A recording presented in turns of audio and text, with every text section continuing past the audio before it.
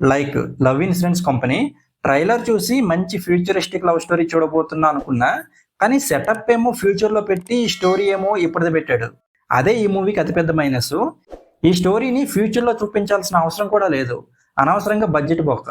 నాకైతే సినిమా అంతగా నచ్చలేదు. హలో అలా welcome to my channel nomadic cinema. ఇందులో కథ ఏంటంటే 2040లో ఒక యాప్ ఇద్దరి మధ్య ఎంత లవ్ ఉందో డిసైడ్ చేస్తుంది. చివరికి ఏమైంది అనేది సినిమాలో చూడాలి. ఫస్ట్ హాఫ్ స్టార్ట్ అయింది చాలా స్లోగా ఉంది. పైగా అక్కడ వచ్చే సీన్స్ కూడా అంత ఇంట్రెస్టింగ్గా లేవు. పోనీ కామెడీ ఏమైనా వర్కౌట్ అయ్యిందా అంటే అది లేదు. చాలా చోట్ల బోర్ కొట్టింది. లైట్గా నిద్ర కూడా వచ్చింది. ఇంటర్వెల్కి ఒక చిన్న పాయింట్ ఎండ్ చేస్తారు.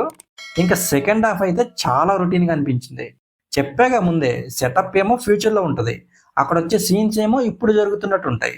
అండ్ క్లైమాక్స్ కూడా చాలా రొటీన్గా అనిపించింది. స్టోరీ బాగుంది కానీ దాన్ని ఫ్యూచర్లో సెటప్ చేయడం బాగాలేదు. ఇదే స్టోరీని ఇప్పుడు జరుగుతున్నట్టు తీసుంటే చాలా బెటర్గా ఉండేది. అలాగే బడ్జెట్ కూడా తగ్గేది. ప్రదీప్ రంగనాథన్ ప్రతి మూవీలో కూడా same look, same body language and same acting చేసుకుంటూ వెళ్తున్నాడు. ఇలా అయితే చాలా కష్టం. కొంచెం డిఫరెంట్ రోల్స్ చేస్తే మంచిది. ఈ మూవీలో కూడా తన ప్రీవియస్ మూవీలో చేసిన యాక్టింగ్నే చేశాడు. అలాగే కృతి శెట్టి, తన యాక్టింగ్ కూడా చాలా దారుణంగా ఉంది. అలాగే లుక్స్ కూడా బాగాలేవు చూడడానికి. ఎస్జే సూర్య, తను కూడా తన ప్రీవియస్ మూవీస్లో చేసిన యాక్టింగ్నే చేశాడు, కానీ తనకున్న ఎక్స్పీరియన్స్ వల్ల ఎక్కడా అది ఎబ్బెట్టుగా అనిపించలేదు. యోగి బాబు కంటే తనే బాగా ఎంటర్టైన్ చేశాడు. అనిరుద్ధ్ రవిచంద్రన్ ఇచ్చిన సాంగ్స్ తెలుగులో అస్సలు బాగాలేవు. బీజిఎం పర్లేదు, బాగానే ఉంది.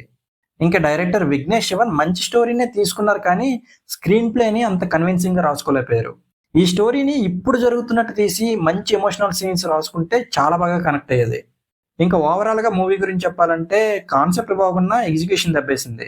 లవ్ స్టోరీలో ఎమోషనల్ కనెక్టివిటీ మిస్ అవ్వడం వల్ల చాలా చోట్ల బోర్ కొట్టింది.